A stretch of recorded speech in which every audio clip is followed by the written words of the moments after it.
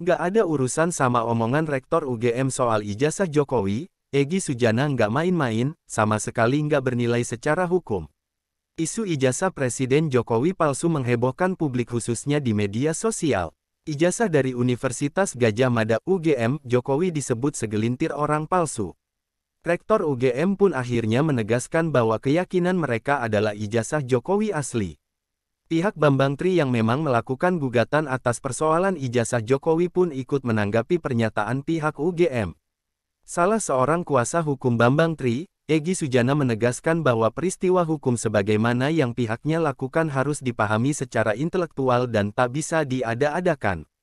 Peristiwa hukum harus dipahami menjadi satu peristiwa yang intelektual bukan liar, bukan satu keadaan yang diada-adakan tapi ini fasilitas negara sebagai negara hukum harus diprioritaskan pendekatan ilmu hukum ini, jelas Egy dalam konferensi pers yang juga disiarkan secara daring, Rabu tanggal 12 Oktober tahun 2022.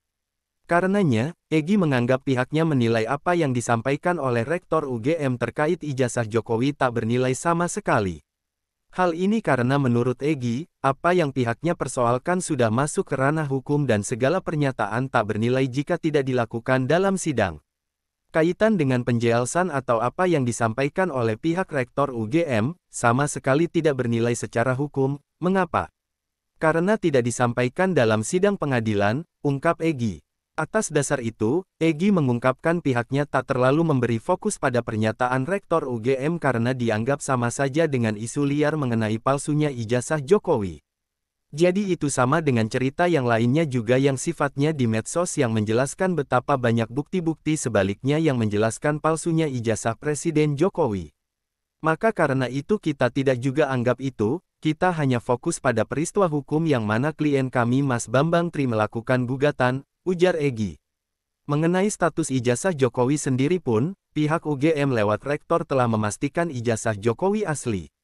Atas data dan informasi yang kami miliki dan yang terdokumentasi dengan baik, kami meyakini keaslian ijazah Sarjana S1 Insinyur Joko Widodo, kata Rektor UGM Ova Emilia dalam jumpa pers, dikutip dari Detik.com, Rabu tanggal 12 Oktober tahun 2022.